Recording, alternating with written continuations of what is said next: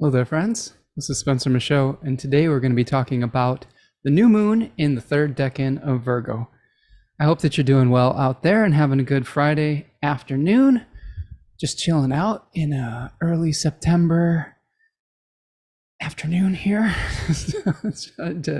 trying to get through the day, trying to get through the week. How's your week been? How's your week been, friends? We've been seeing Mercury Cazimi. We have seen a Jupiter retrograde. It's been a long week over here. It's been a lot of stuff going on, but hoping to get a nice chat in with all of you today. We're going to go till about 4 o'clock, so we'll set a hard stop on that. We are going to go through the parts of the new moon that are important. We're going to talk about the decan of Virgo associated with the 10 of Pentacles, and we're going to break that down. I'll show you a little bit from my decan webinar. We are going to take the new moon through the houses as well and see if we can break that down for your rising sign, or some people could say your sun sign as well, but you want to look up your rising sign for the most accurate portrayal of this full moon. All right, I'm going to welcome some friends in here. Darren D is here, says, hey, Spencer, actually made it to alive. Hello, everyone from the UK. Nice to see you, D. Glad you could join us live this time, my friend. Monique is here. Hello, everyone from Los Angeles. How are you doing, Monique? Nice to see you, friend. Hope that you're healing up. She had a little accident, and hopefully you're feeling better, friend. Marjorie is here from Pennsylvania. Nice to see you. Marjorie, you'll probably like my Super Bowl prediction this year if you're a Philadelphia Eagles fan. I know that I got in trouble last year with the Eagles fans for predicting that they would lose the Super Bowl, but I was right. So we'll see. Maybe I'll be right this year and redeem myself in your eyes.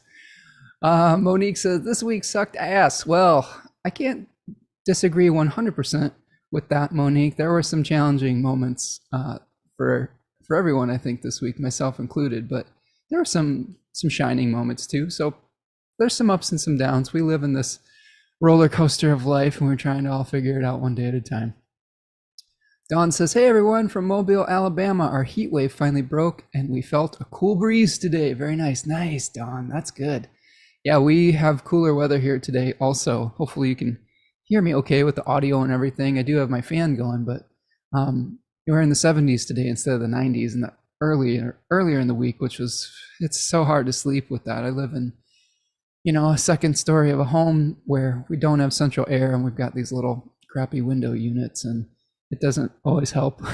So I was a little sleep deprived earlier this week from the heat, from a little bit of a fantasy football, brain chewing, and had a little family emergency this week too. My daughter was having some health challenges herself, so it's been a lot going on. I know everyone's been going through stuff, so hope that you're hanging in there. I'm glad that the heat wave broke for you. Good DJ is here, Creating Harmony, says it's been busy but overall positive. Grateful for this weekend time, though. It's got to take a little road trip. Oh, that'll be fun. Get out of the house, shake it up a little bit. Khadijah's coming to us from southern Louisiana. That's fun. Sharon is here. Sharon says, hi, everyone from Denver, Colorado. Nice to see you, Sharon. Go Broncos. How are you? Hope you're doing well today, friend. Khadijah says, definitely challenging moments. Agreed. Don says, this morning was 68. It will be up in the 90s this afternoon, but no more over 100 with 90% humidity. Ooh, that sounds... Yeah, over 100 with 90% humidity just sounds like a living hell to me. I'm of Nordic ancestry, and the heat just melts me. It's hard for me to do anything when it gets hot. Sharon says, hope your daughter's starting to feel better. I hope so, Sharon. Yeah, my daughter had the double whammy this week. She had a kidney stone and then was diagnosed with COVID. So it's been a week. So I'm kind of tired today, to be 100% honest with all of you. And so send your thoughts and prayers and well-wishing and, good magic and good mojo over to her because she's kind of healing up, trying to heal up right now. Don says, yeah, me too. Viking soul and body. I physically feel it. Yeah, I'm here with you, Don. KP1231 is here from Cleveland, Ohio, New York, LA. Is it real? That's what I always think of when I see little different towns in the chat, is that Huey Lewis in the News, the heart of rock and roll. But the heart of rock and roll is still beating in Cleveland, New York. Do, do, do, do, do. God says, oh no, yeah, prayers for my daughter. Yeah, send her some good energy, friends. She needs it. She's had a run of some challenging luck lately, and she could use a boost. Okay, yeah, Marjorie says, sending lots of love and healing thoughts. Thank you, Marjorie. I appreciate that, friend. Well, a couple announcements before we dive into it. Thank you so much for being here today. I really appreciate all of you. Appreciate your comments, your questions, your well wishes. I really enjoy this community and love, being present for you each month or each week, month, year, whatever it is today. We have a couple of announcements to make before we get going. For those of you who haven't heard, I have a pretty big offering that's going on right now. Registration is open for my Deccan Walk 23-24. This is the biggest class / offering that I've done. It is a full year-long program where we are going to be studying in depth all of the Decanic placements that I talk about in the show. If you're not familiar with the Decans, those are 10-degree sections of the zodiac that really give us some interesting mythology, tarot cards, fixed stars, daimonic spirits, all of those different lenses to be able to look at our charts and other people's charts through. It's really enriched my practice, and it's been something that I've really leaned very heavily on the work that I do with clients and here on this channel. So we're going to be going on this Deccan Walk where we're going to meet up twice a month. We're going to be talking about our shared collective stories around it. We're going to be studying all of these interesting facets.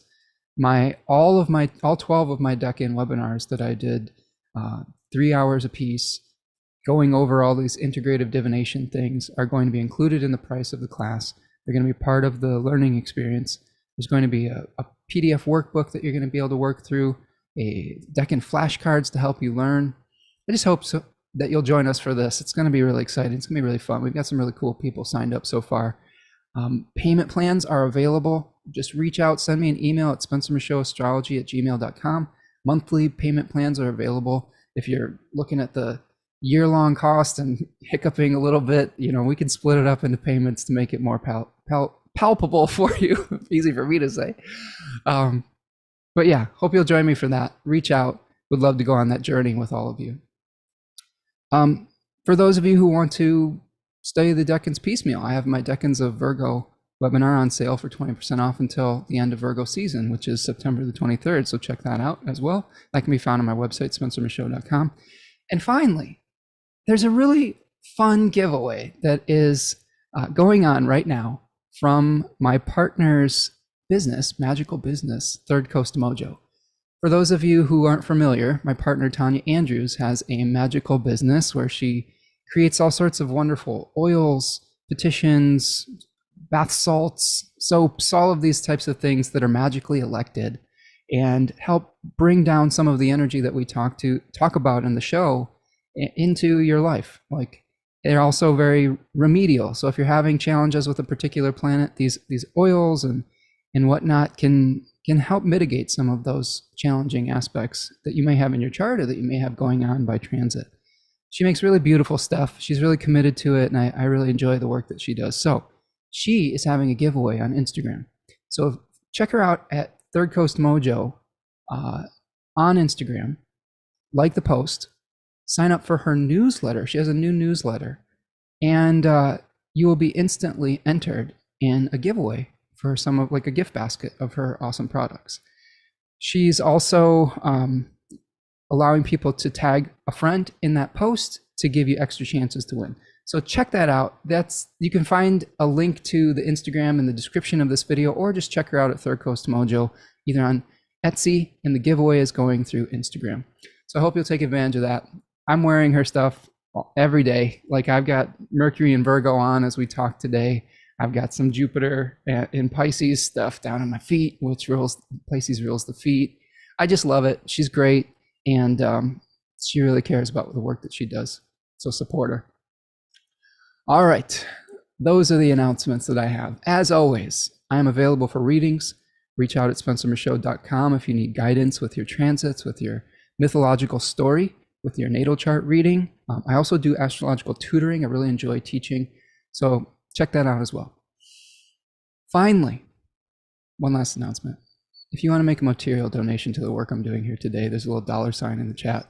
That's called a super sticker or super chat. And that really helps me keep the lights on here, friends. You can also donate after the fact at PayPal me or Venmo, or you can buy me coffee at buymecoffee.com.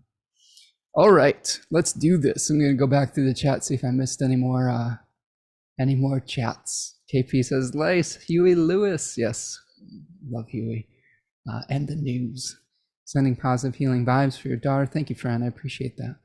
Laura Etta is here, says, really enjoyed your recent sports podcast with Adam and Kip. Thanks for reminding me, Laura. That was another announcement I was going to make. You three make it so interesting, even for someone who is not really into sports. Yes, so we are back with the Astrology of Sports. So you can check that out at the Nightlight Astrology channel on YouTube. We did episode number 7, which is previewing the NFL season for 2023. And I had a great time talking to Kip and Adam.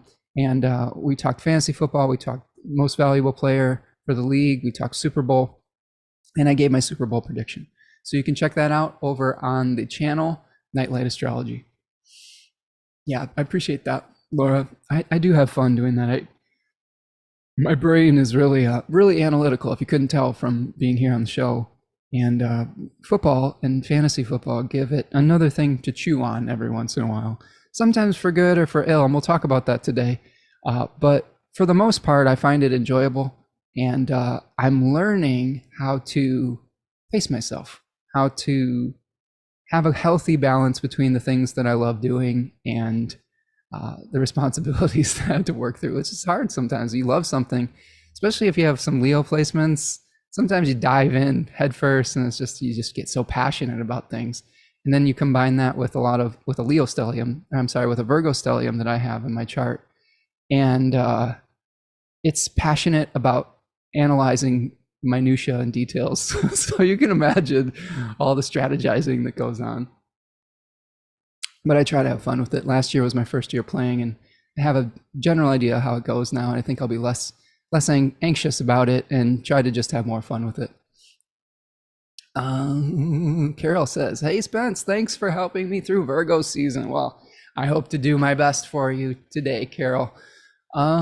Sharon says, love the sports astrology. Well, Sharon and I had a nice talk the other day, and she has the same amazing brain for this type of thing. And man, don't mess with Sharon and her fantasy football team, because she's gonna be prepared, I can tell.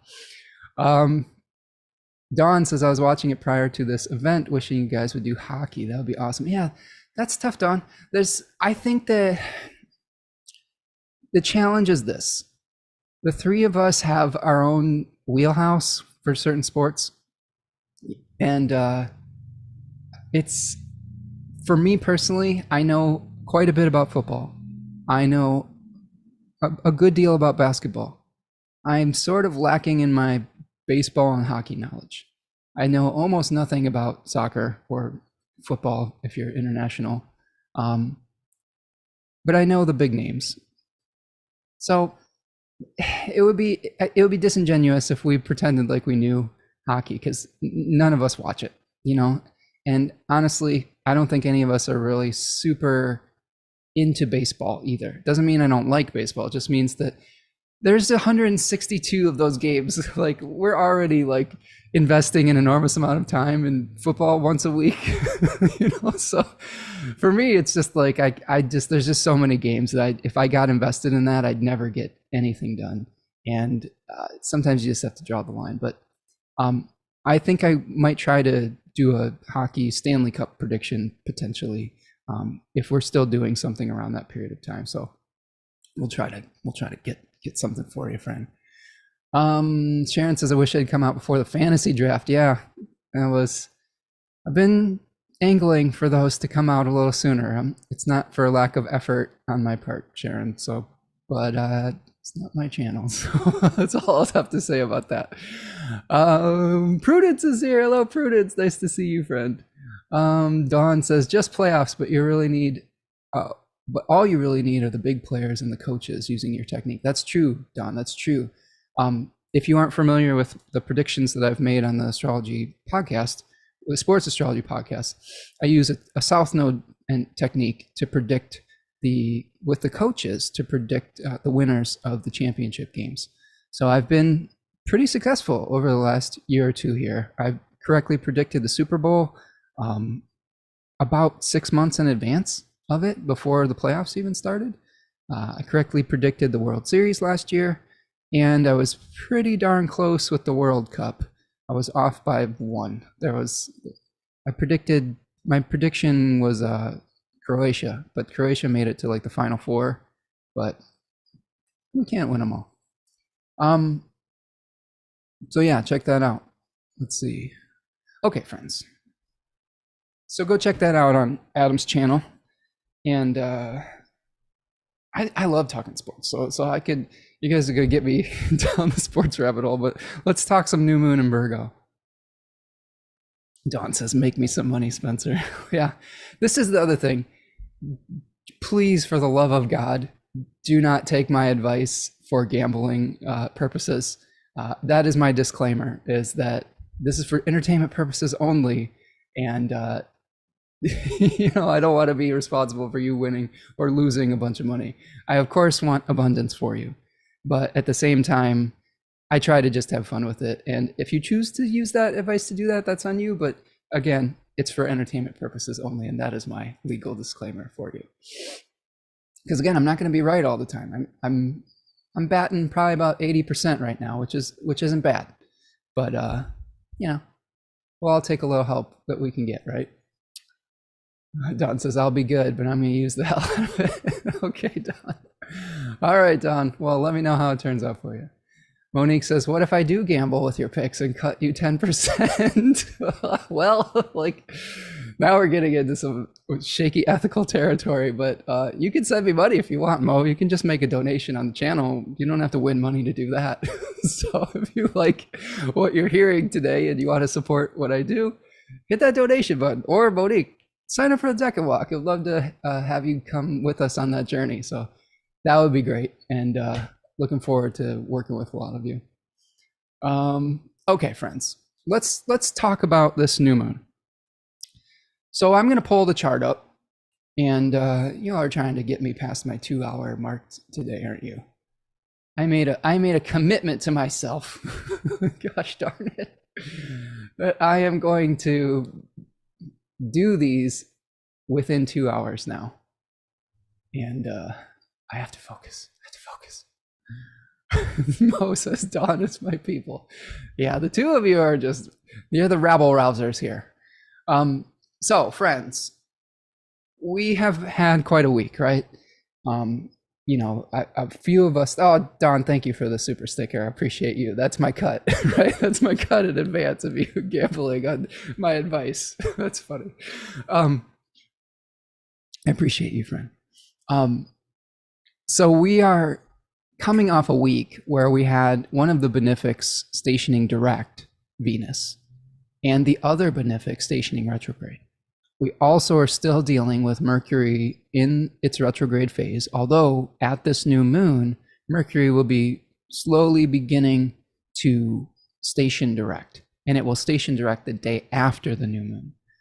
So this week was funky. I have to admit, I had a funky time this week. I had some really interesting moments, some enjoyable moments. My fantasy drafts were early in the week, and I really enjoyed doing that, but it totally screwed up my schedule, my sleep schedule. The heat really messed with my sleep schedule. My family emergency kept me up at night. And a lot of this, I think, is Venus-Jupiter square, where we have maybe too much of a good thing on some level with Venus squaring Jupiter. Venus is the things that we love, Jupiter being the that expansive energy potentially. I will also say that Jupiter stationing retrograde in the second decan of Taurus speaks towards kind of a reevaluation of the rhythms and routines that we've been working so hard to implement.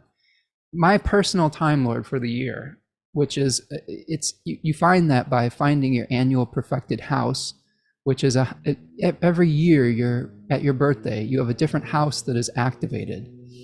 And in this case, I'm in an 8th house perfection year with Pisces on the 8th house. So that means that Pisces, being ruled by Jupiter, makes Jupiter my Time Lord. So what I'm doing when I'm looking at stuff for transits, readings for people for their year ahead, I'm going to look at which planet is activated via that via annual perfection. So in my own case, I've spent a lot of time since my birthday in July trying to find the right routine that will support healthy growth. And in the last few weeks, I've been doing this kind of executive functioning kind of learning with this book, Winning the Week, that I really like by Demir Bentley and Carrie Bentley. I love this book, and it's really about pre-planning your weeks. I've talked about this on the show before, but I'll keep singing its praises. And in the last couple of weeks, I became really productive. I pre-planned my time. I was really good about focusing and honoring what I committed to do at the beginning of the week, and I got really caught up on a lot of stuff. And then when Jupiter stationed retrograde, this is the long-winded way of me saying that when Jupiter stationed retrograde, a lot of those routines just got taken a nuclear bomb to, basically. My sleep schedule was sort of changed. My brain schedule is sort of changing because there is a new temptation, fantasy football in my case, or just even watching football, okay, which is very seductive. This is the Venus-Jupiter square. It is very seductive to me personally because it is instant gratification. Okay, you can see these two here. So for me personally, I know that this isn't everybody's cup of tea, but I'm using this as an example of things in your life that could be changing based on things that you like, and that could throw a monkey wrench in the scheduling and the planning that you're trying to do. So for me, this is something that I can spend all day analyzing this stuff. Like there's so many different factors with something like fantasy football. You're analyzing people's situations, whether they're going to play one week to the next, whether they have an injury, whether their team is good or not, whether the circumstances will allow them to be successful, whether you need to pick a player up or drop a player, whether you want to trade a player, all of these things, whether you want to start a player or sit them on your bench. There's a lot of thought process that goes into it. But my point being is that when you have something like that in your life, okay, you really need to learn how to compartmentalize that, okay? And that's the biggest challenge, I think, with Jupiter stationing retrograde in the middle decan of Taurus, is we've spent a number of months trying to establish healthy routines that will create positive growth within our life. And now, as we've been having this Venus-Jupiter square, grinding away at each other here, that is being up for review. So I had one set of schedules that I was working with before the major distraction came into my life, and I was successful with that. Now that there's a whole new set of circumstances, I will need to go back and review and maybe make some time for the things that are enjoyable. This is something that I think is really important, especially if you have a lot of Virgo in your chart. And Cookerzilla is here, says, hey, yo, Spencer, Virgo has been pointing out everything that's hard and healing at the same time. Yeah, totally. And welcome to Smile today as well in the chat. But when you have a lot of Virgo in your chart, or when you're trying to make changes, you are going to need to constantly reevaluate the process. And again, that's another thing I like about Winning the Week method, is that you have to be flexible with it. When you get new information, you will have to use new methods. And again, I think that being able to plan some things that you like doing is important. And maybe it's frivolous. Maybe it isn't changing the world. But we all deserve to have a little bit of joy in the world, within reason. If something becomes overwhelming, if something that brings you pleasure becomes overwhelming, it can then become toxic. So whatever you're going through right now with Venus and Jupiter, and how you seek pleasure, how you manage your time, how you create rhythms in your life, it's important to go back and say, how can I make time for this by taking care of my responsibilities first? Okay. I think that's the key, because it's almost kind of like you're earning some of that leisure time. Now, we shouldn't have to earn leisure time, but I think it does work to have some accountability with that. The way that I've been doing things is that I have really good hours of brain power in the beginning of the day. My most efficient brain hours are between 10 and 2 p.m., 10 a.m. and 2 p.m.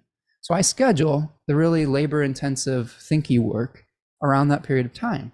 If I get all that work done, then I've earned myself an hour in the afternoon to just space out and read about football. Do you see what I'm saying?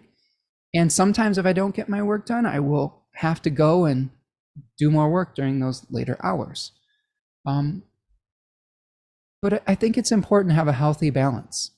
And this, again, is something that second deck in Taurus is speaking to, is a healthy balance between pleasure and responsibility.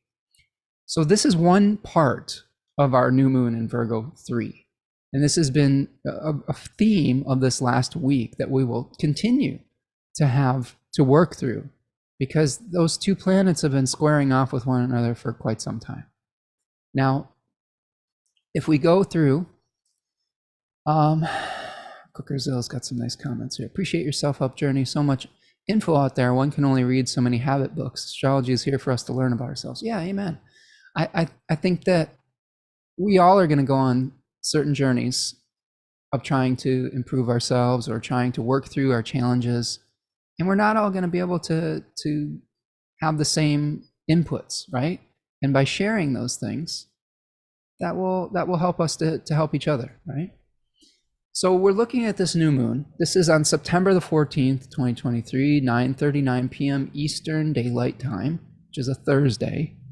Make the appropriate adjustments for your time zone. And the third decan is really an interesting place in the zodiac to me. It is the end of a material process. I tend to think of the signs as we have that cardinal energy. Well, I don't know if I'm unique in this. I tend to think of it like this. This is just kind of how it is. You have the initiation energy with cardinal signs. You have the solidification of it in the fixed signs. And then you have the ending and the change that happen in the mutable signs, the transitions from one season to the next. And this is sort of an end of a material process that actually started at Capricorn. Since the zodiac is a wheel, there are so many different ways that you can think about a starting and an ending point. A lot of people, when they first start studying astrology, think of Aries as a starting point, and it is one starting point. If you studied Egyptian history and astrology and divination, you can think of Cancer as a starting point. That's where they started their solar year, okay? You could think of the winter solstice as a starting point, the return of the light. But what's fascinating to me is thinking of Capricorn as the start of a material process and its results happening in Virgo. So this is a new moon that's going to be about evaluating the results of our material processes. We're going to be bringing things to completion. We're going to be figuring out how to preserve our things that we've worked hard to harvest and be able to preserve them against the ravages of time. We are also probably going to be spending some time identifying things that just aren't working, that just aren't worth preserving, aren't worth our energy to preserve for the winter, basically. So think about it like this. Think about it with an agricultural metaphor. if you spend most of your year, let's say you pick out the seeds before spring, you till the soil in the very early parts of spring. It's Taurus season, the plow, right? That's first decan of Taurus. You plant the seeds, Taurus season, and you nurture that throughout the whole summer. You weed the garden, you do all the things that you need to do to take care of it. And then you finally harvest that crop. So this is the harvest period. Now, once you've harvested that crop, it doesn't end there. You need to, if you've ever had a bumper crop of tomatoes, for example, you realize that some of those are going to go bad if you don't do something like can them for the winter. To me, this is like the canning process. This is the canning phase. This is where we're saying we're picking through the bumper crop of tomatoes, and we are trying to figure out which ones of them are worth preserving, okay, that look clean, that aren't split, that don't have mold, and which one of them we need to return back to the compost pile, because there's going to be some of them that are ridden with worms. There's going to be some of them that are molding, that just don't look good. They've split. They're not going to be worth preserving. So we all have things like that in our life. So coming to terms with a form that is either valuable and worth preserving and that needs to be discarded can be very emotional, can be very challenging. There is also time pressure involved with it. I find Virgo a very time-sensitive sign, because if you do not get to work preserving that against the ravages of time, your harvest will not sustain you through the winter. So here's an example of this, just from my own experience. I'll be really real and give you a peek behind the curtain here. So my Decan walk starts in the beginning of October, right around the fall equinox. In the last period of Virgo season, I'm probably going to be trying to get people signed up and say, let's get people in the door, because people notoriously wait until the very last minute to sign up for these things. I hope that you'll actually be creating less work for me if you sign up earlier. If you're planning on it and you're on the fence, just reach out. Ask me questions if you have them. But by waiting till the last minute, then there's a lot of bureaucratic work that happens. If that's how it goes for you, that's fine. I'd rather you be in the class than not be in the class. But in my life, it will be about, okay, will I have enough students to sustain my whatever through the next winter, through the next year, through whatever? So you may have something like that in your life too, where you feel time pressure, that you only have one moment to really get it right, and then the circumstances have completely changed. So think about that in your life when you are going through the process of this upcoming new moon. We are also going to be experiencing the stationing of Mercury direct, right around the fixed star Thuban. Thuban's around 7 degrees of Virgo, so it's not quite on Thuban. It's a little bit past it, but it's pretty close. And that's really about the dragon that was guarding the golden apples in the Garden of Eden, or something of that nature. And we have to be careful about hoarding and things like that. And we may have to let resources flow through us during this period of time. So there could be themes like that arising. Maybe there was something that was held back, or you've been holding back. Maybe there will be shifts that you need to make in the way that you think about something, whether it's generosity or some process like that.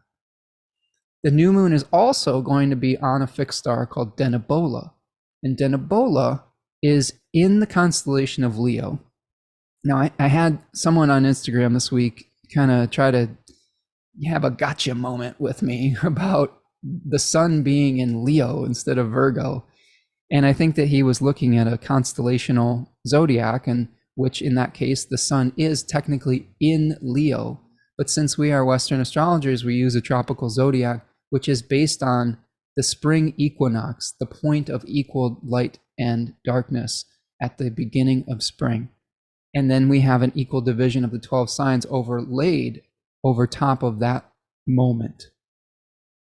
So I tried to explain this to him, and he was kind of skeptical and back and forth, but whatever. Here's the thing. Astrology to me is divinatory. If you are going to use a particular system, whether it's a constellational zodiac, a sidereal zodiac, or a tropical zodiac, that's fine. Just make sure you're consistent with it. And if this system doesn't work for you, that's also fine. So if you go out there and try to challenge your friendly diviners about their methods, you better, number one, you better come correct. You better know what you're doing. And number two, just get over it. Use your own method and let people use their own methods. This whole kind of thing in our community about making everyone wrong about the methods that they're using. I was kind of hearing that there was a little like kerfuffle on Twitter that I don't really get involved with, but that's one of the things that I find the most distasteful about the astrological community in general, is everyone trying to like, one up each other about who's right and who's wrong about their methods. I have no patience for that whatsoever. So my point being is that there are many ways up the mountain. There are many ways to be able to receive messages from the divine. Okay. And with Denebola, so that was a long-winded, like sort of like way of saying that Denebola is in the constellation of Leo, but we are in the tropical zodiac sign of Virgo. So there are some meanings that overlap there, and that those positions of these fixed stars are moving by a concept called precession. Okay, so it's based on the wobble or the tilt of the Earth, and that it changes like a degree every, 72 years or something of that nature. So in this case, Denebola is in I believe the hindquarters of the lion, and there is some significations with that fixed star about unorthodox living, thinking outside the box, doing something that is, outside the mainstream, being a little bit of an iconoclast. Now, I point that out because there is a really interesting synchronicity with that fixed star and with another important element of this new moon, which is a trine with Uranus.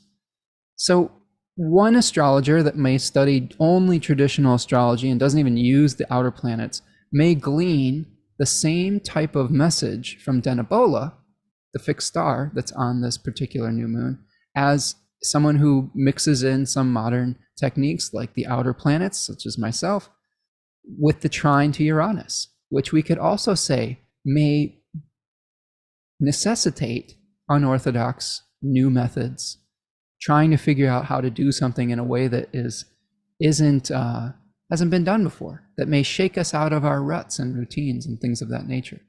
So it's a beautiful thing that happens, these synchronicities between different methods, different systems, and whatnot.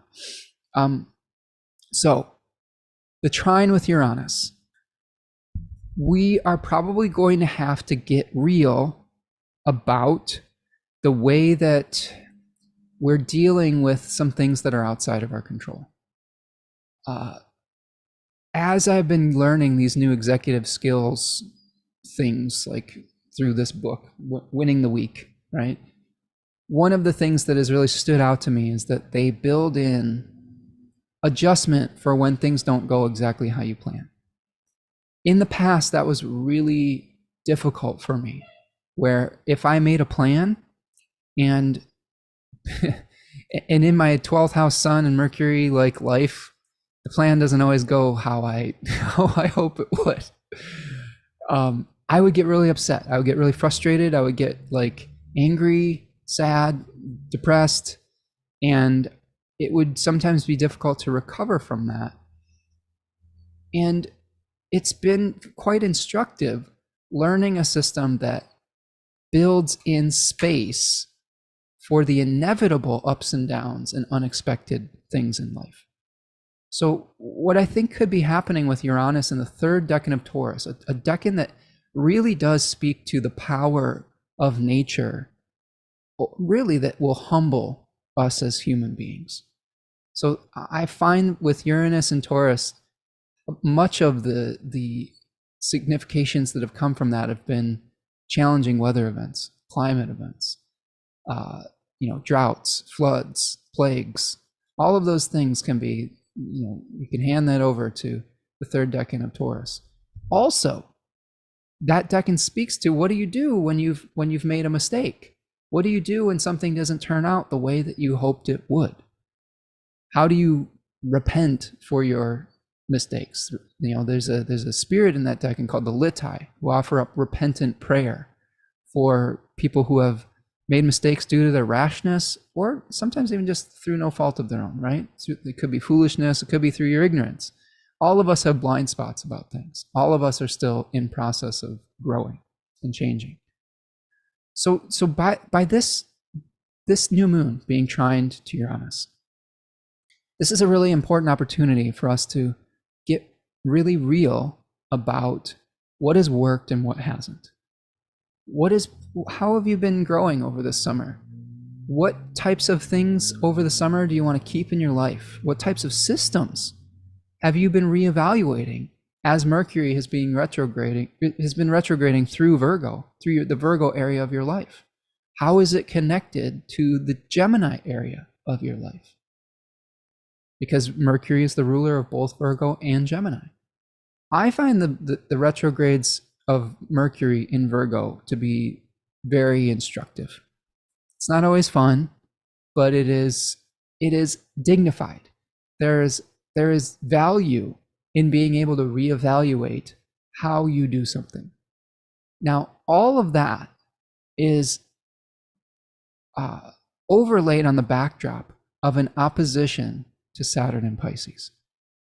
So as we've been talking about, Saturn in Pisces speaks towards being able to let go of some dreams that may not be practical, but also to make some of your dreams real and to bring them to physical reality, to birth them.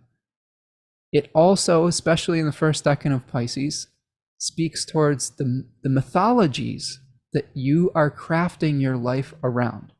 Every single one of us has a mythology that we are basing our belief system, our actions, our relationships, our raison d'etre around. Many of those come from our childhood. Some of them are worth hanging on to. Others of them are no longer serving us anymore. They are based on an old part of ourselves, an old form of ourselves that just doesn't even exist anymore. The animal I got this week really speaks to molting. I'll wait till the end, but there is a molting process that goes through that. I've been watching my little monarch caterpillars. Spoiler alert, it was the caterpillar is my animal for the week. We'll talk about it more at the end of the show, but I thought that was really interesting. And one of the hexagrams I got talks about molting and shedding skin. As I was raising these monarch caterpillars over the summer, I just released my 5th monarch caterpillar yesterday. I haven't been posting this week because they came all in succession. One hatched Monday, Tuesday, Wednesday. So I just haven't had time with all the other things that were going on in my life to post about it, but I might just make one reel with all of those releases. But it was very fascinating to see those caterpillars go through the process of shedding the skin. Like these monarchs went through 4 or 5 different molting stages before they became adults. And we may need to do that over the course of a human life. There are certain personality traits, there are certain forms that we just need to shed. That if we hang on to them, we will literally perish, in that state. I had one particular caterpillar, 1 out of 6, that did not make it. And the problem is that it got kind of stuck. It didn't affix itself properly. And then it wasn't able to make the change. It wasn't able to shed its skin. And then it died, which happens. Sometimes that happens. Only 10% of eggs from caterpillars become viable, okay, that hatch into adulthood. 90% don't make it. And in this case, we had a much higher percentage of those eggs make it to adulthood. But the point being is that for you to grow, some of those old ideas, beliefs, habits, especially old habits, will have to be let go of. This is a great new moon to evaluate what habits are serving you and which ones aren't, so that you can create the type of life that you want to have. or that you can co-create. Now, it requires resiliency to do all of that. Again, as you go through life, you're going to have different information, different challenges that are going to come up. And as long as you're continuing to roll the ball or the train in the right direction, that is a success. This is the another thing I'm really enjoying about winning the week is it's not about winning every day. There are going to be some days that you just don't have it. And as astrologers, we understand why. Sometimes we're at a balsamic moon phase. Sometimes we're having a square to our natal Saturn. Sometimes, right? So being able to be gentle with yourself when the climate isn't ideal for doing what you want to do, you can still win your week, okay, by being able to accomplish maybe one particular priority that you set for the week that will make your life easier. It's not just what seems the most urgent. It's like, how do you build the systems or the tools that you need that will help you move through your life with more grace? In my case this week, it was about using a new task management program and planning out my week. Those are the infrastructures that were going to help me in the future not have to think about this stuff as much. And it's a little painful at first because you're learning a new system and it's confusing. But once you have it down, it's going to be able to almost manage itself on some level. Okay. Marjorie says, I love the overlap with Denobola and Uranus. Yeah, it just feels like a very similar vibe. This is something that I find super fascinating about different astrological techniques. They can say similar things, and this is true for even for like systems that vary so much that they use a different zodiac. I find that some of their ways of thinking about things actually do reflect similarities to the way we think about things. And again, when we get attached to form at all costs, we are going to miss the essence of what spirit, the divine, the universe, the animate everything wants to communicate to us. And I think that's an enormous mistake. I think that when you get so attached to form that you just dismiss any method that is going to allow that message to come to you, that's your ego. You are not becoming a channel for the divine will. You want to be a channel for being right.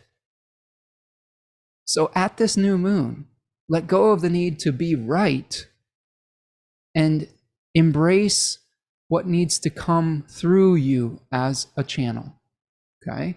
And the form might look very different than what you thought in the very beginning when you set out.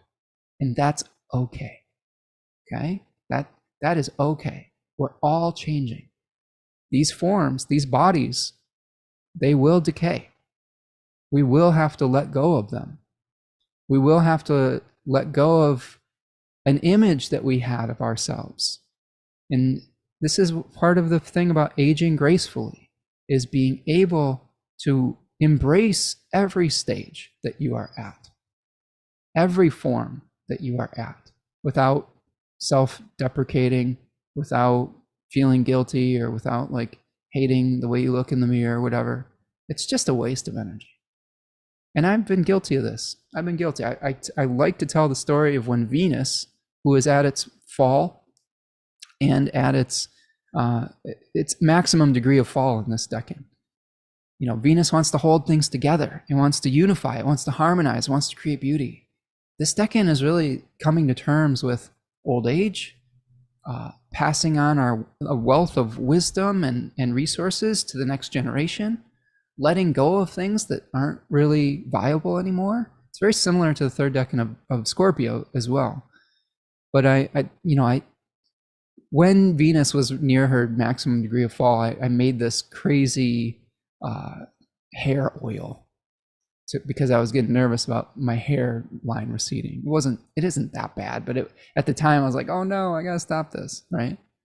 And it was turmeric and like all this really really thick oil, and it just stained everything. And it was me trying to hang on to form and doing something that made my life much more difficult, to be able to hang on to an old idea of who I was and what I needed to be attractive. And at the end of the day, it wasn't worth it. And I stopped doing it after like literally a day. And I still have my hair for the most part, but if it keeps, going, so be it. Our value isn't in what we look like. Our value isn't necessarily in what we have on our face or on our head. It's greater than that. And this is something that you can learn through this too. The other thing that I think is super important about this decan, I have Mars and Saturn in this decan, friends. And I've learned a lot of tough lessons about this particular area of the zodiac. Being a Leo ascendant, I think that there is some attraction to kleos, which translates to glory in ancient Greek.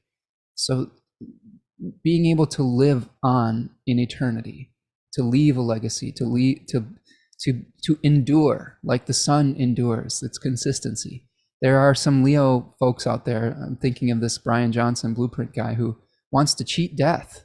He is so attached to his physical form that he is spending millions of dollars to try to reverse his aging.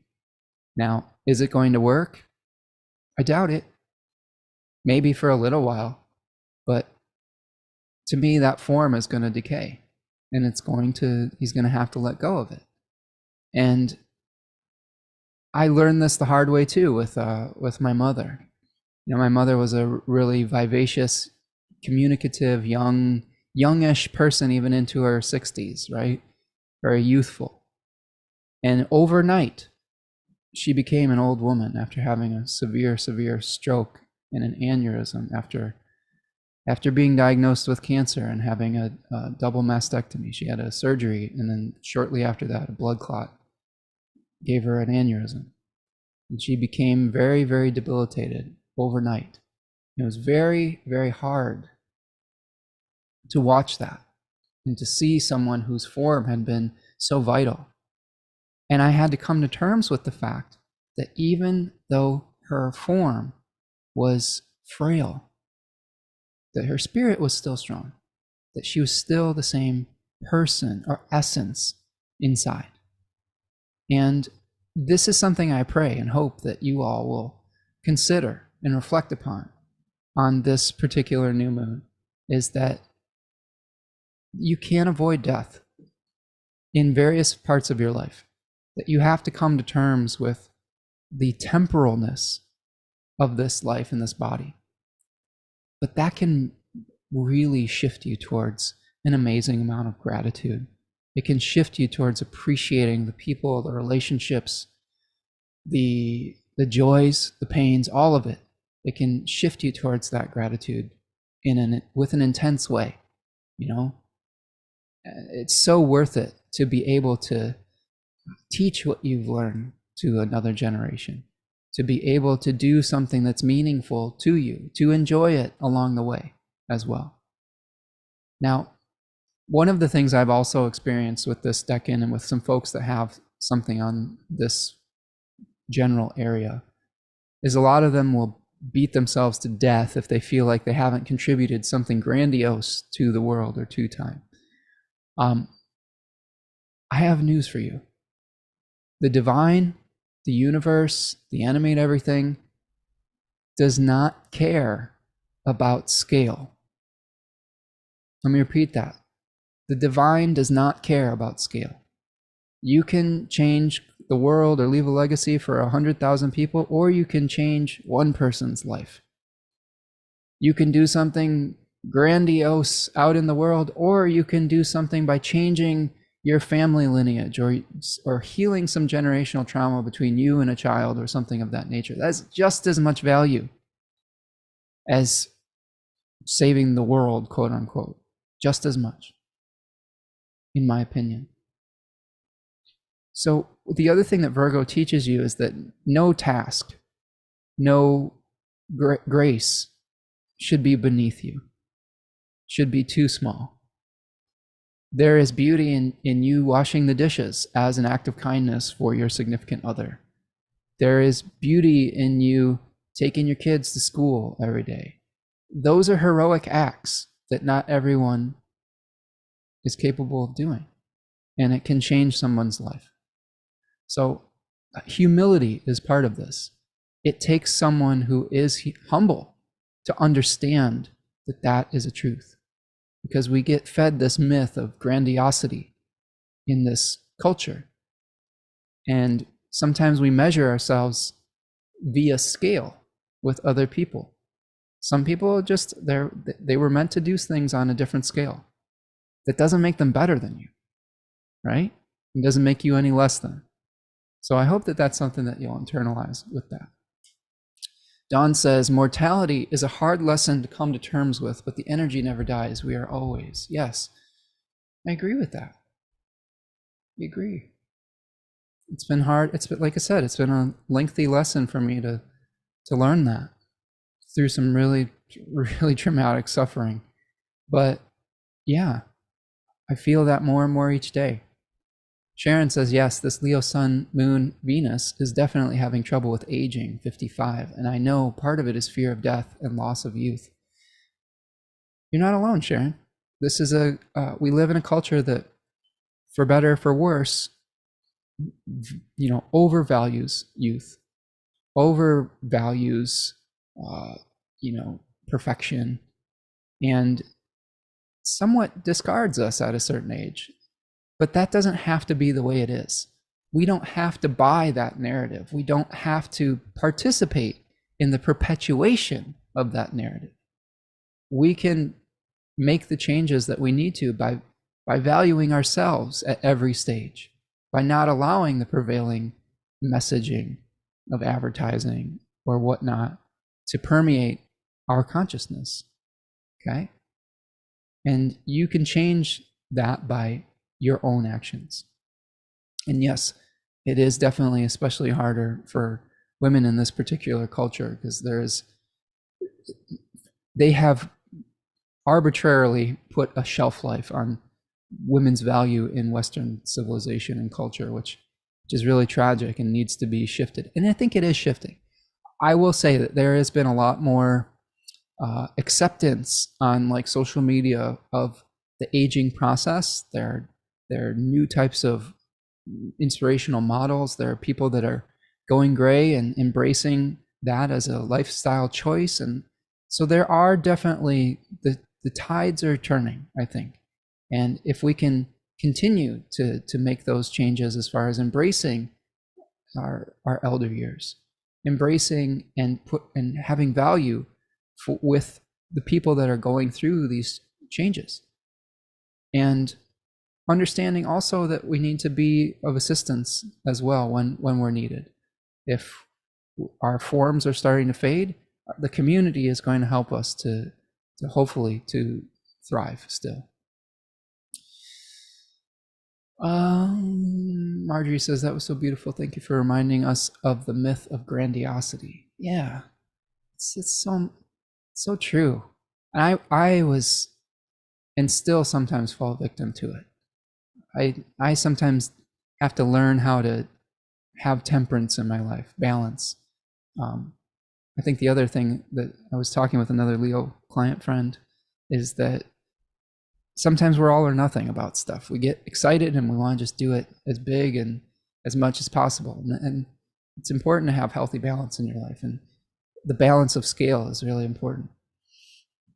Khadija says, woo, this lunation is conjunct my ascendant. Plus it's transiting Uranus and my natal Uranus and Neptune too. AKA transiting Uranus is going to trine my natal Uranus exactly. I feel like this is going to be a big shift, change, aha moment. Curious about what, as a Virgo rising, I have a hard time loving change, but I'm deciding to be hopeful. Khadija also says, a lot of the past year or so has been about me learning how aging is affecting my body and choices, but I'm cool with it. I've always wanted to be old. Well, Khadija, what I can say is what a gift it is to be able to become old, right? There's so many people out there that don't get to be old people. And that's something that my partner, Capricorn Rising, constantly reminds me of, is that we're fortunate to have that time that a lot of people don't get. And I think that can really shift our perspective on some level. So, and I will break down all of the rising signs for you shortly here. And you'll be first, Khadija, because it's Virgo season, so Virgos are going to go first. Oh, yeah, Sharon says, I agree. Aging and body image ideals are changing. Yes, and it's, I think, for the better, for sure. Dawn says, this Sag has had to learn all about temperance the past 2 years. Go big has become go home. Yeah. Yep. It is very, very humbling, is what I will say. But don't lose your positivity, Dawn.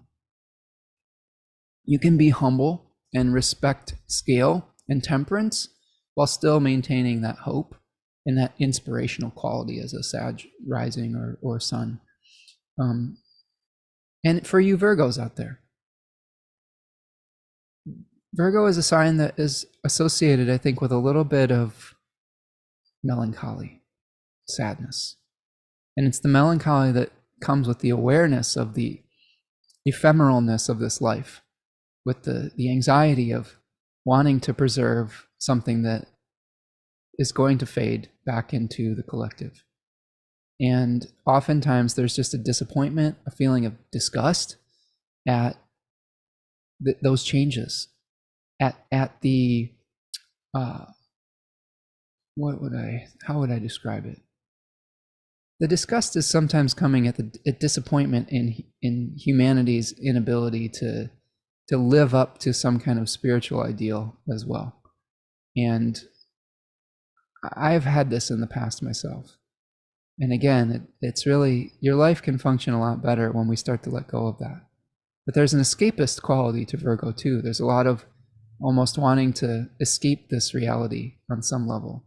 So if you're feeling that around this Virgo period of time, recognize that you are someone who is cared for, someone who is loved. If you're a part of this community, I value you being here. And we all go through those challenging periods.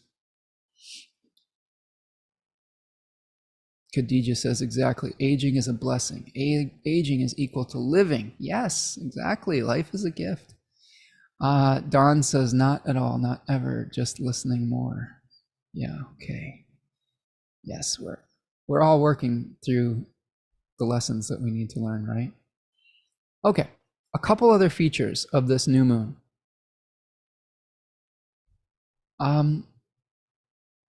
We have a first aspect. It's going to be the moon conjoining Mars at 13 degrees of Libra.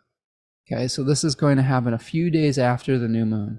Hellenistic astrologers would look at the first aspect the moon makes to see what kind of, outcomes, results, themes may be co-present.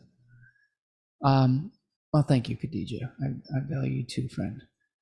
So 13 degrees of Libra is in the second decan of Libra, which has to do with oaths and contracts.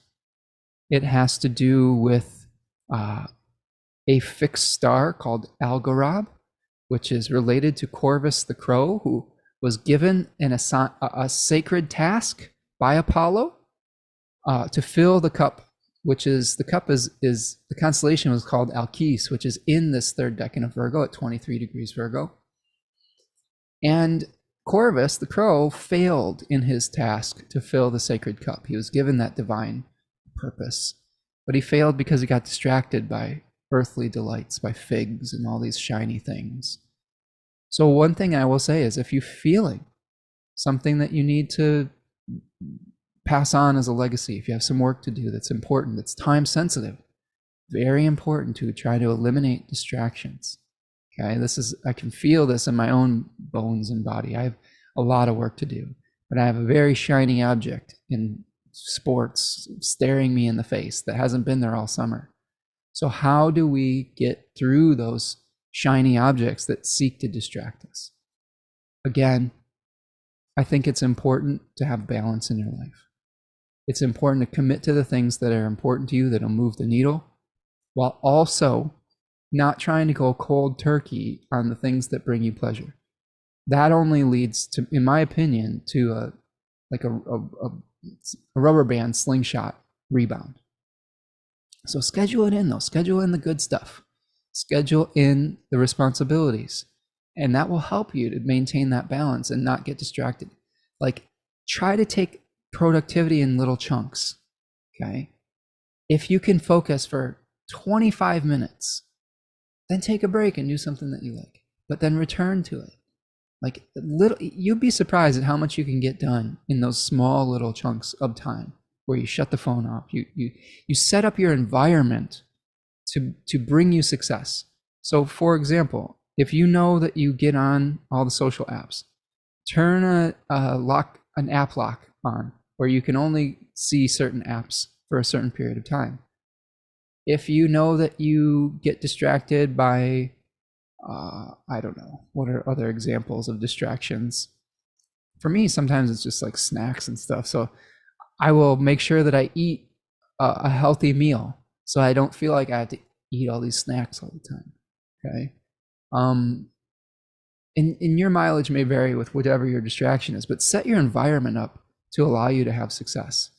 If you know if you struggle with like things like substances, if you struggle with alcohol or something like that, just don't have it in the house, right? And I know that's a much deeper change that some of us might be trying to go through, but set yourself up for success. Yeah, it doesn't have to be something that intense, but create the environment that's going to support your best ability to get the work done that you need to get done. Okay, so that is pretty much what I have with just the new moon itself. Let's start taking this through the houses, but let's take a little stretch break. So I appreciate all of you for being here today. I hope that you will like and subscribe to the video and to the channel if you're new. If you are a member who has been here for a while, I value you and your contributions and your consistency for showing up and supporting the channel. If those of you who are able are out there and you want to make a material donation to the work that I'm doing, you can do a little super chat with the $ in the chat, or you can make a donation via Venmo, PayPal me, or buymeacoffee.com. Again, I'm starting a new Deccan walk, which is my big offering for the year. That's going to start on October 2nd. Registration may end a few days before that, so please don't delay and create a cavalcade of work for me. If you're planning on signing up, I would be in your debt if you were able to work that out as soon as possible. I would love for you to join me. We're going to go on a journey, and we're going to have a lot of fun. I love doing this work. I love connecting with all of you, and it's going to be an opportunity for us to go on to establish a lot more intimacy.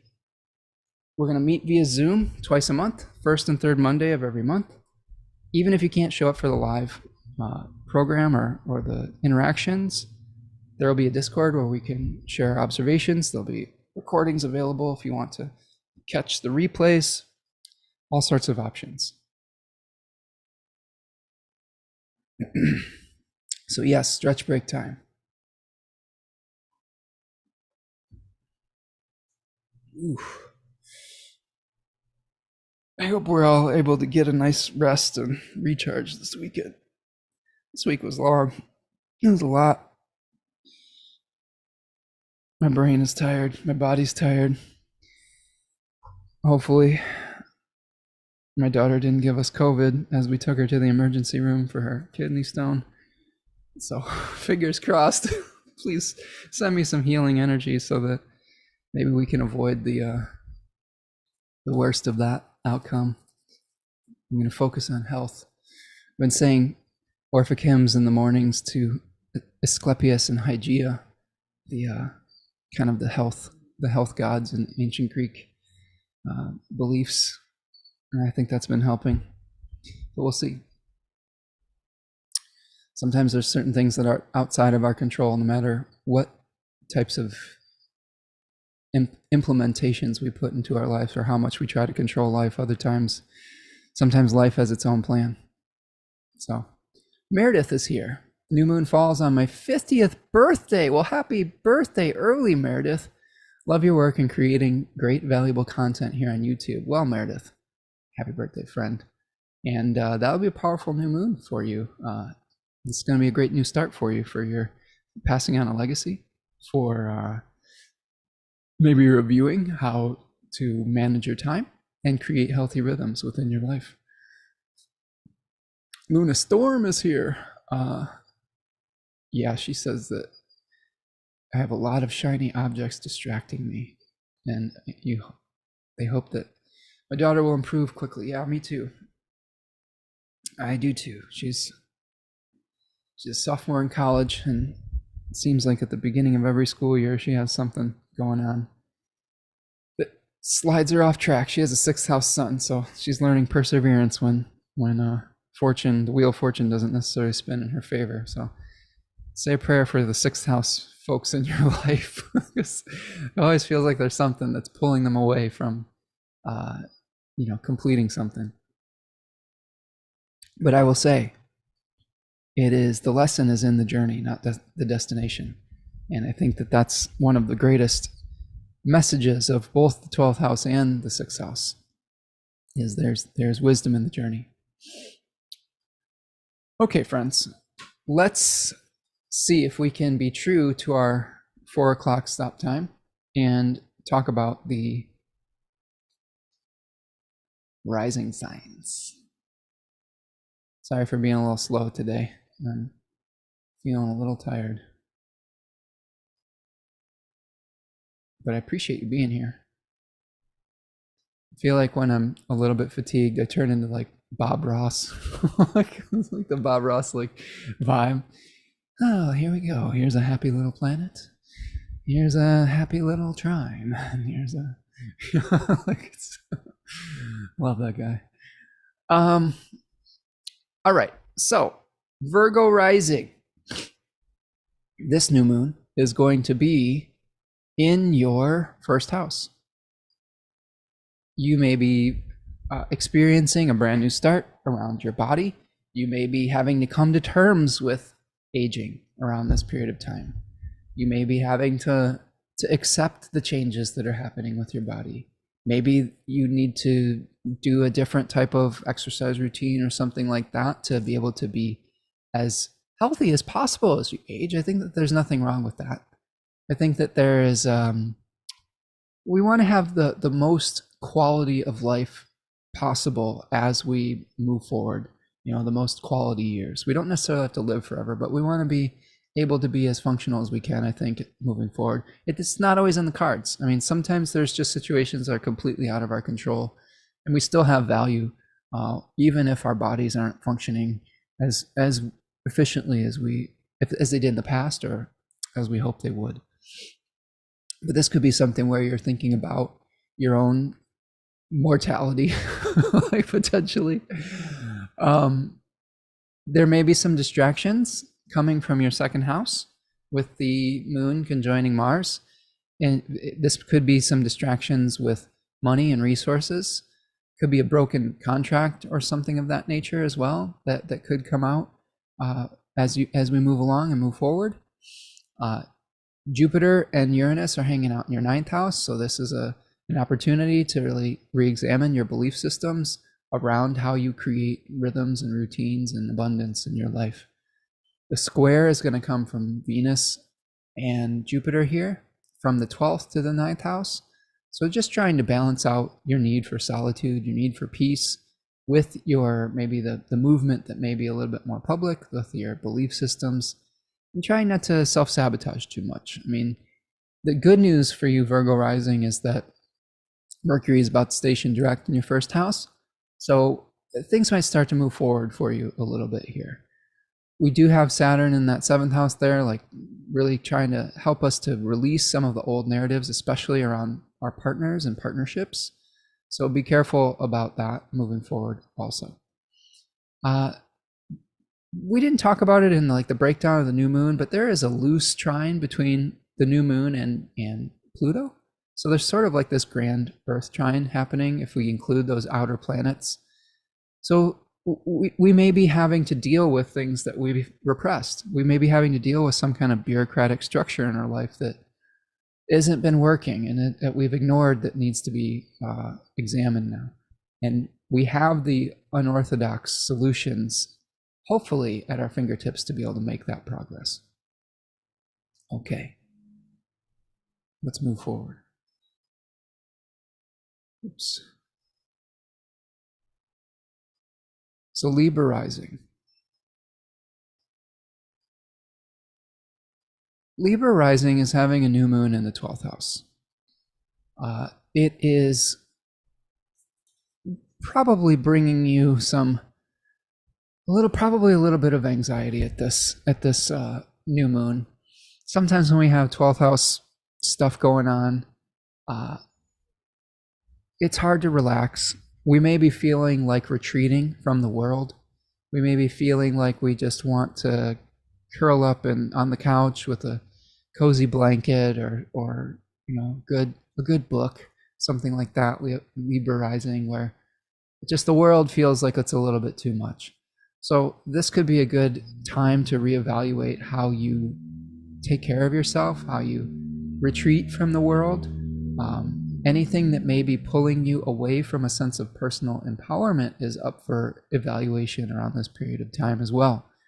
Just like the 6th house pulls us away from completion, relationships, 7th house matters because it is the cadent house from the 7th. The 12th house is pulling us away from a personal sense of empowerment. It could also be an illness as well that could pull us away from our feeling our sense of vitality. Now you have Mars in your 1st house right now, which is a strange bedfellow for you, Libra rising. Like it is in its exile. There could be some challenges with partners right now. There could be some things where you're feeling a little fired up about something that's not fair, about an inequality in a relationship potentially. There could also be some broken agreements between you and a partner. And that could make you want to just retreat from the world. There is a square between Venus and Jupiter in your 11th and 8th house. So just be careful about your involvement with groups and how you might share resources with others. There could be a little bit of overdoing it with the group or with like getting involved in a financial agreement with someone else. This also could be something where you're dealing with debt and maybe even a government agency with the 11th house Venus, and debt being related to the 8th house. So there may be something that's up for review around that. Okay, let's keep going. Let's keep going. Scorpio rising. Scorpio rising is having the new moon in the 11th house. So this is a potential new start for you within a group or organization that could potentially have altruistic values, or someone that shares your values. You maybe have been going through a reevaluation of your participation in certain groups or organizations with Mercury retrograding and Kazemiing. That's the other thing. Mercury just Kazemied this week in the house of where the new moon is going to fall for each of your rising signs. So pay attention to the messages that you received on this past Wednesday, and recognize that things are going to start moving forward with some of those realizations shortly after this new moon. There is going to be a Moon-Mars conjunction in your 12th house, and this is going to be related to difficult maybe getting some peace. Oftentimes when I have 12th house Mars energy happening, there is sort of it's hard to get rest. Like there may be so much activity going on that there's just hard to get a break or hard to find solitude and peace. I've often had this happen when like there's just like construction going on in my neighborhood or something like that, where it's just noisy all the time.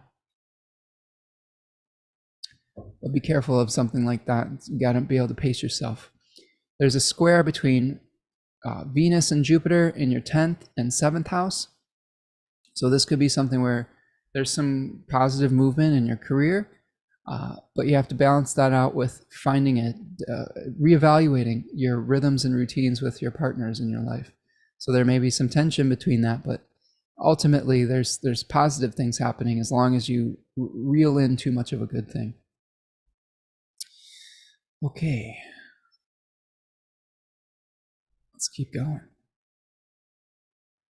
Sagittarius rising.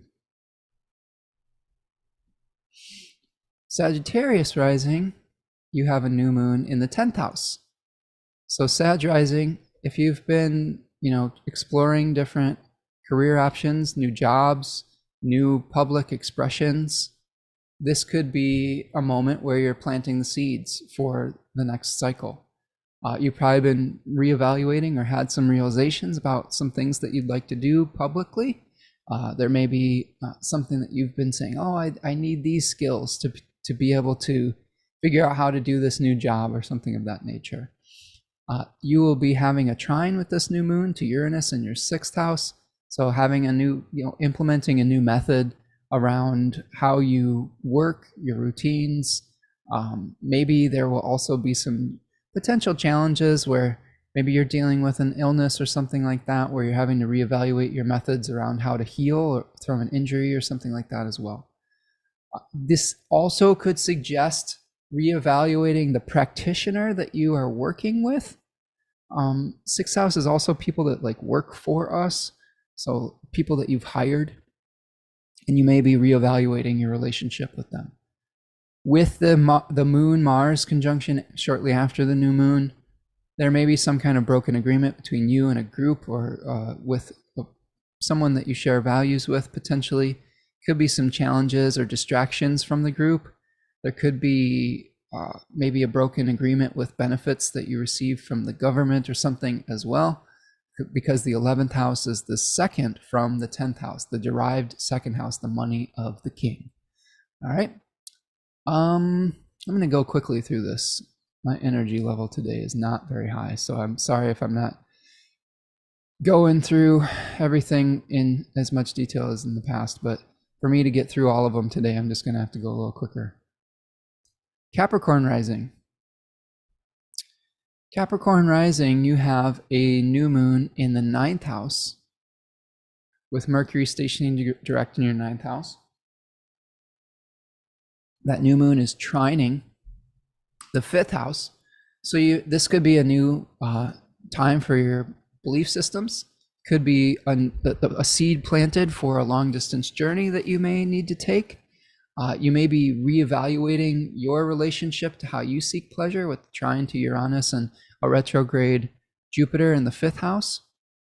There could be some distractions or some severances and contracts at work with the 10th house Moon Mars happening as well. So keep an eye out for that.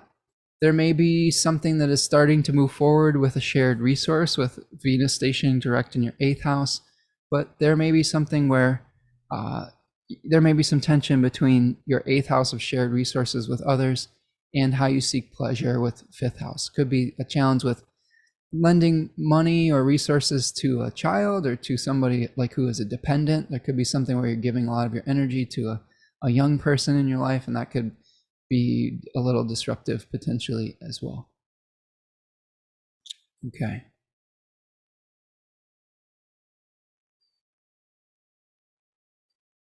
Now we go to Aquarius rising.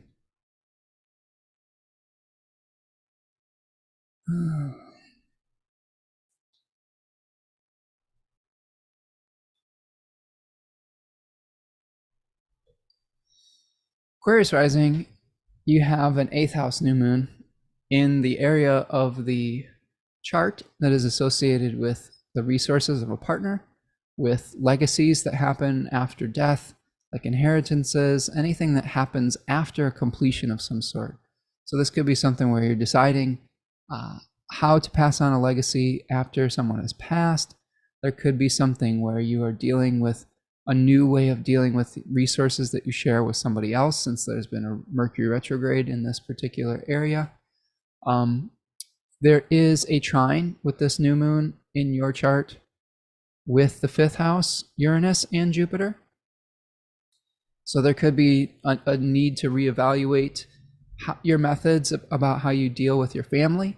There could be some surprises or some need to do something new with your foundation, or something that supports you. If there was some expansion in your house, or you were remodeling or something like that, you may be reevaluating, or there may be some delays with that as well. So be careful with your money around this period of time, because Saturn is hanging out in your 2nd house, causing you to get real about what you can afford and what you can't. The moon is going to make a conjunction with Mars in your 9th house, so there could be some distractions or some challenges or broken agreements that come to you from a foreign place, or from a distance, or through travel, or through like a religious organization or something like that. So keep your eyes peeled for that, Aquarius rising. Okay.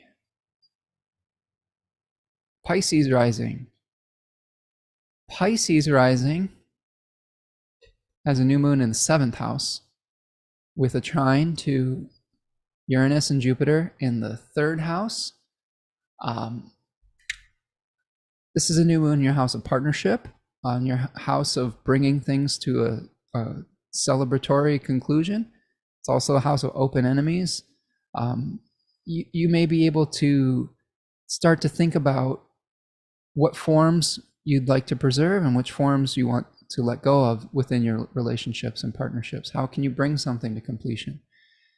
Remember that a relationship is fluid. It changes. The roles change. So this may be deciding which roles need to be preserved and which ones need to be let go of. You may have had some shocks or some new ways of needing to do something in your everyday habits and routines, the little everyday journeys and errands that you do, with the 3rd house being activated. This could also be something where you're reevaluating your relationships with a sibling, or with a neighbor, or with an extended family member. Venus is going to be squaring Jupiter from the 6th house, so this could be something where you're really kind of dealing with. It could be a teacher as well. This could be something where maybe you having a relationship with a new mentor or something like that. And I guess I would just caution you about the relationship with that mentor, potentially, that you don't get overly involved or give someone over your power, which is something that sometimes Pisces rising can do, is they sometimes will try to put their own faith into some guru or something of that nature, and that can bring you some challenging experiences. So healthy boundaries, I think, is something that I would recommend with this new moon. And you may experience some tension or distractions with your resources that you share with someone else. There could be some old debts that come up. There could be some contracts that are broken between you and another person. So keep your eye out for that as well. Okay, let's go back all the way up to Aries rising. Meredith Reynolds says, I'm the artist behind Fuzzy Angel Pet Portraits. I used Venus retrograde to rebrand my artwork. Nice, Meredith. Nice. I hope that's working out well for you. I like your art. It's good stuff. I believe at some point in the past you reached out to me, and I apologize if I didn't send you something. I think you were saying you wanted to do a portrait for me or something. I just kind of started. It fell by the wayside. But Meredith does good work. Check her out.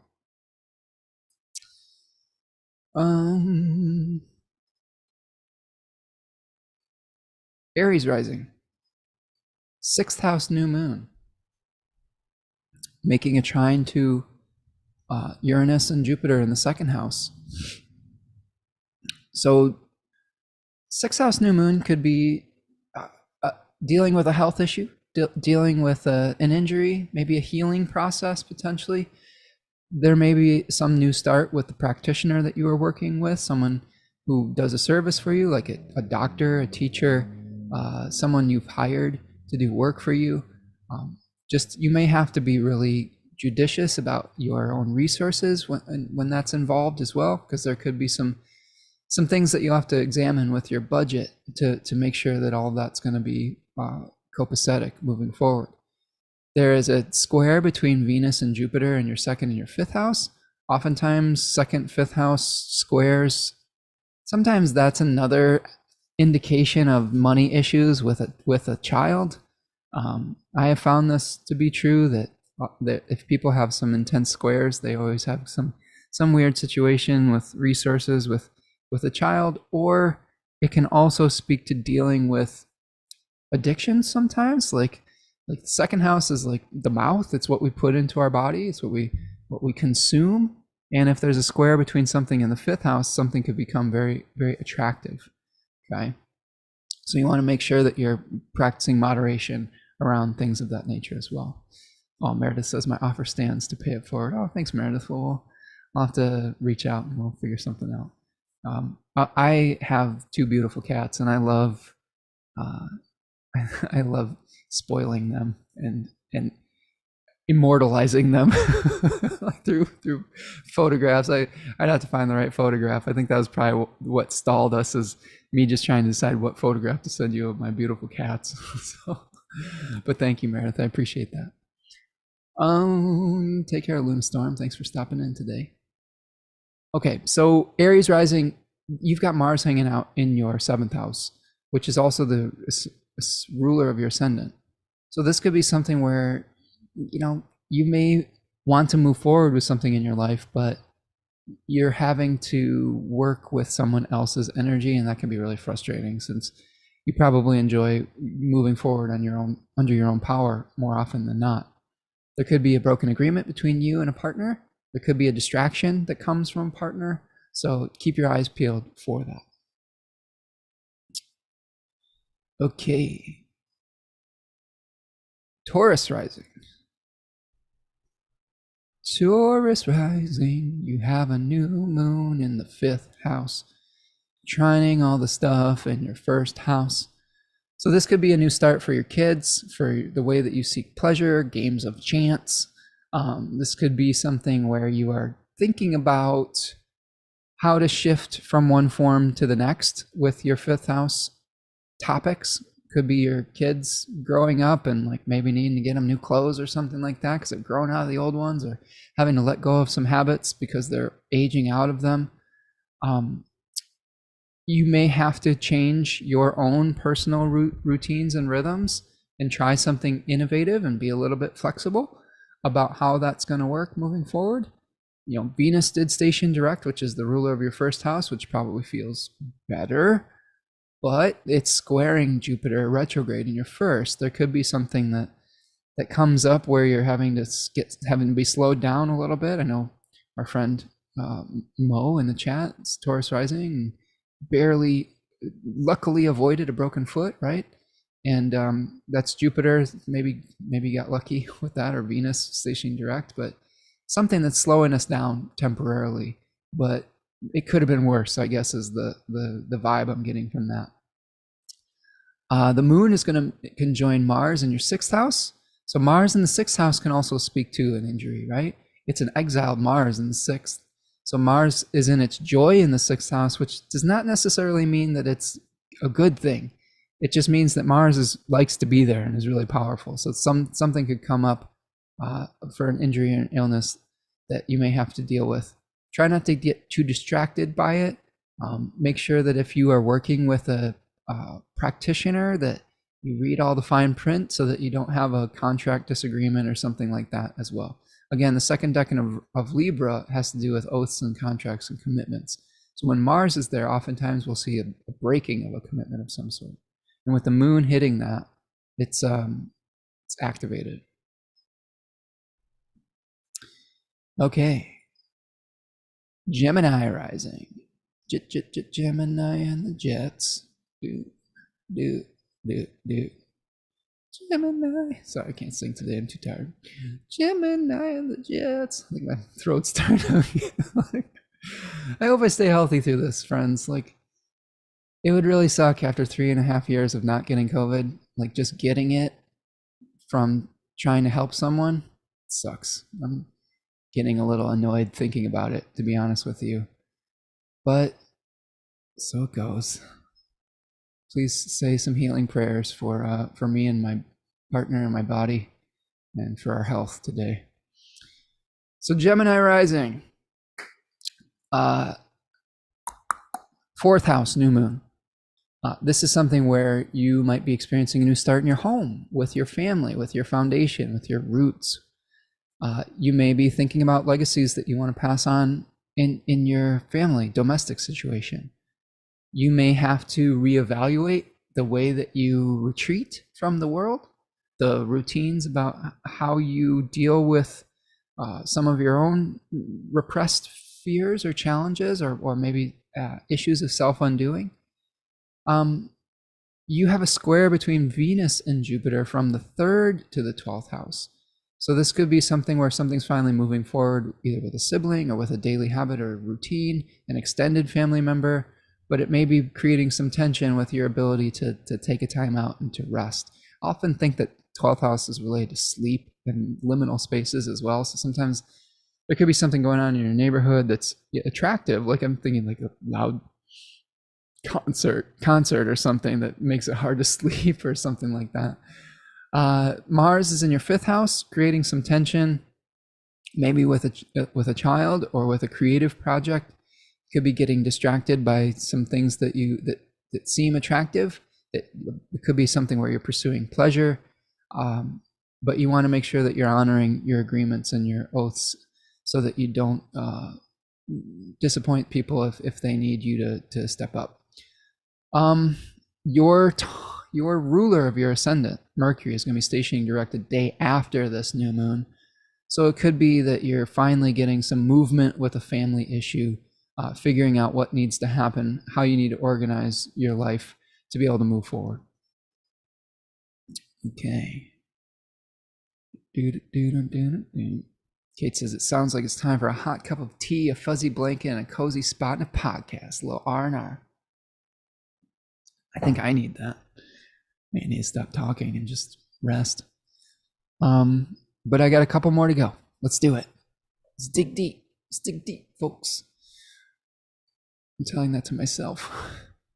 You can do it, Spencer. You can do it. We can get to the end. Oh, thank you, Kate.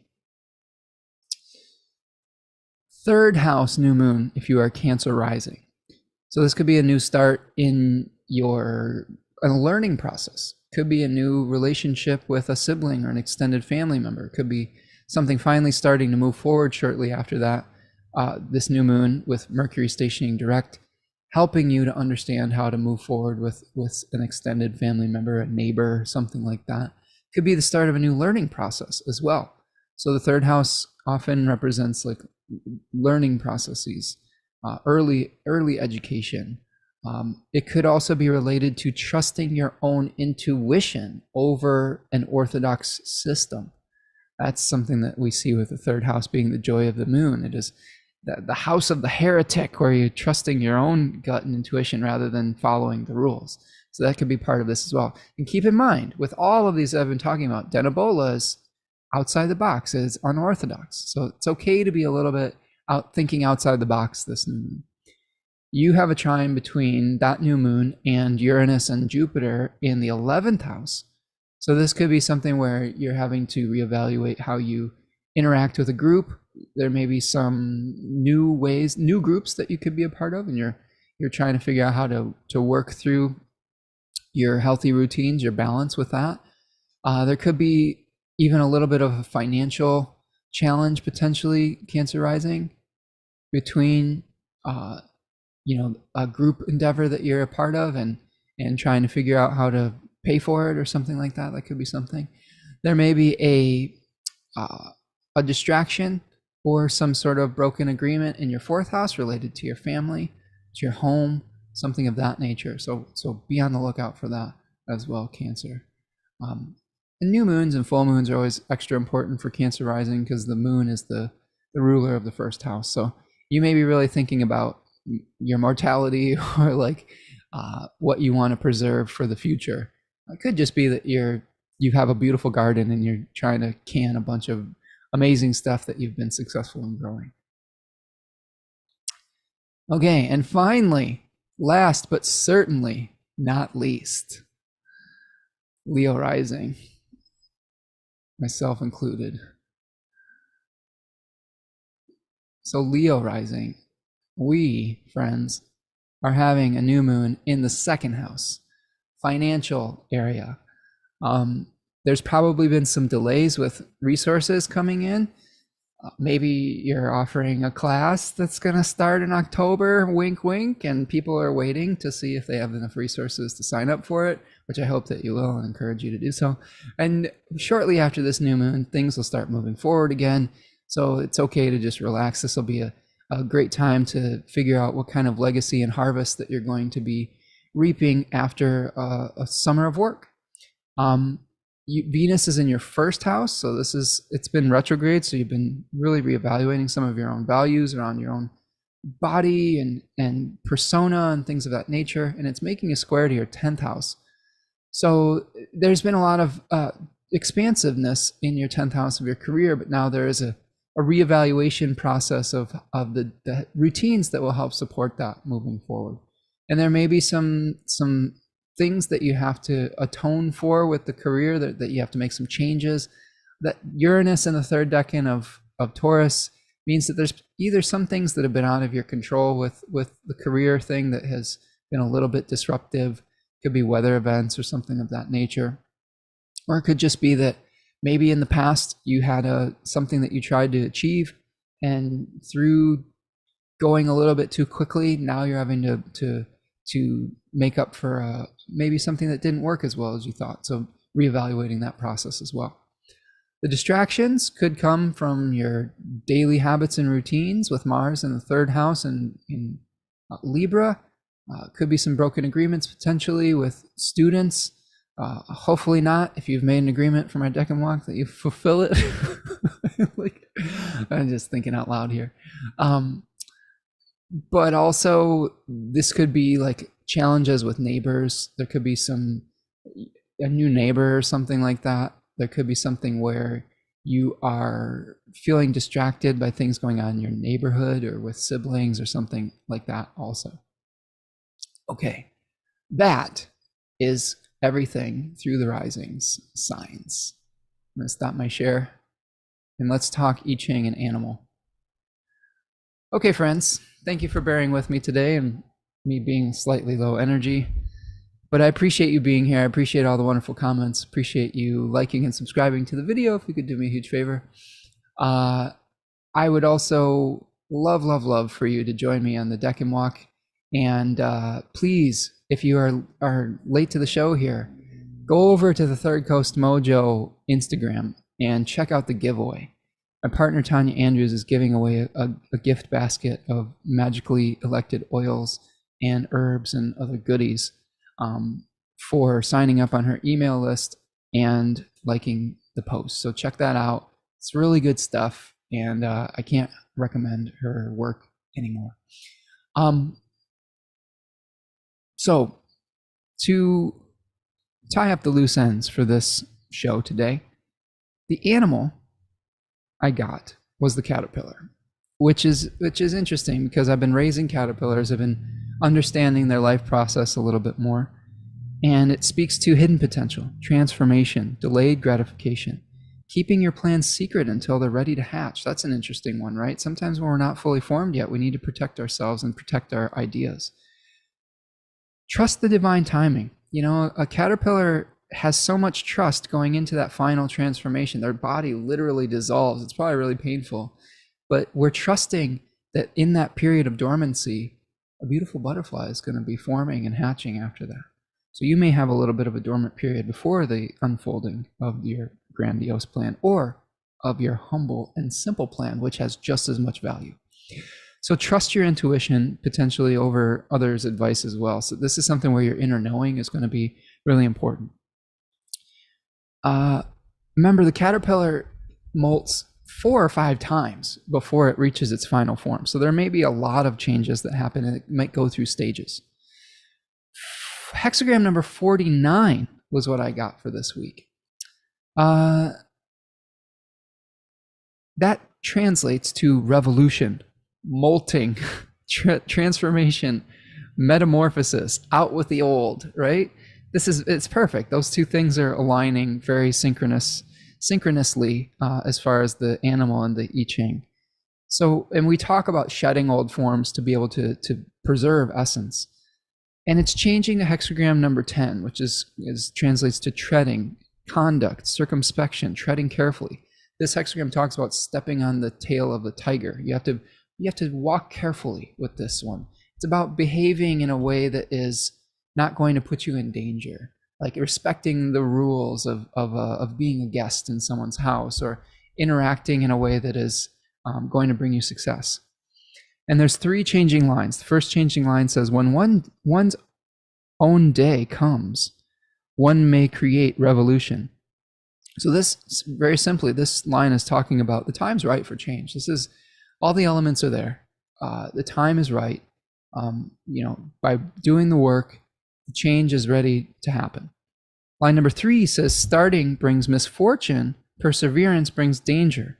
When talk of revolution has made the rounds 3 times, there is confidence. So to me, this is like, it relates to the Mercury retrograde. It says, when you're thinking of making these changes, make sure that you check all the details. Make sure that you're not doing things too hastily.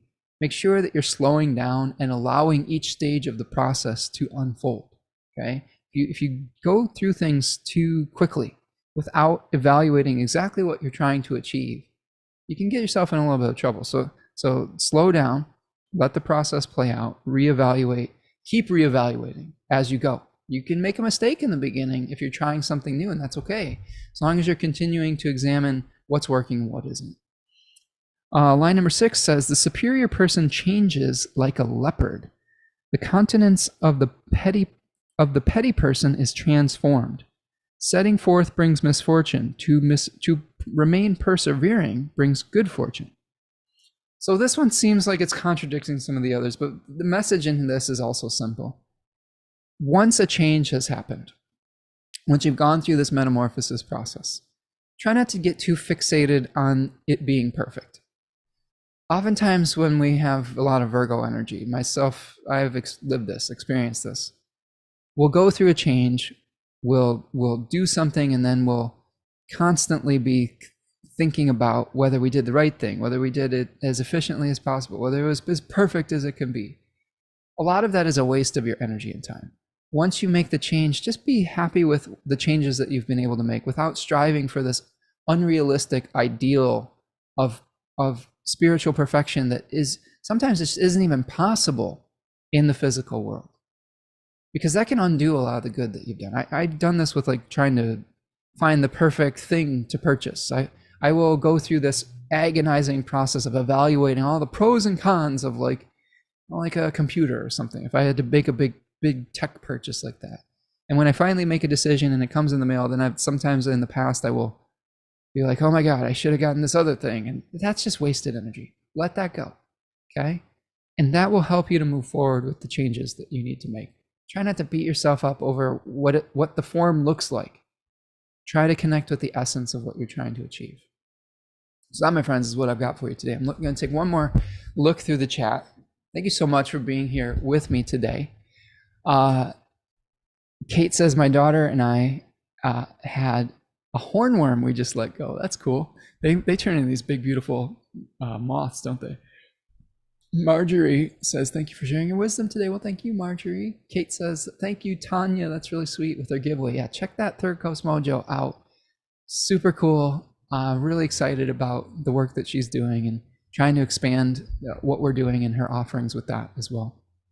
Kate says, we did a bunch of research on life cycle and behavior while we had the hornworm. Nice. They just eat and eat and eat and eat. There are steps, a process. It's predictable, but they also know when the next step is coming on.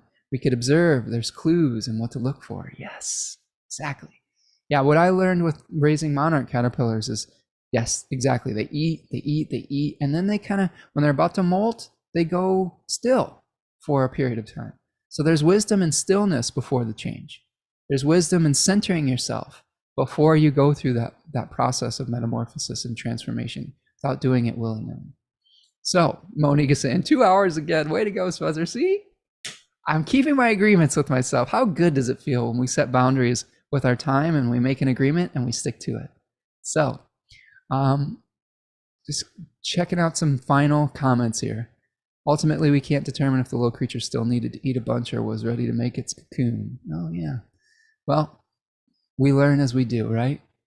Dana is saying thunderstorms here in New York, charged energy. Well, Dina, hang in there, and hope that you are going through the changes with grace. All right, my friends, that is what I have for you today. Again, please do me a huge favor. Like the video, subscribe to the channel, subscribe to my newsletter if you aren't signed up, subscribe to Tanya's newsletter from her Instagram post, Third Coast Mojo.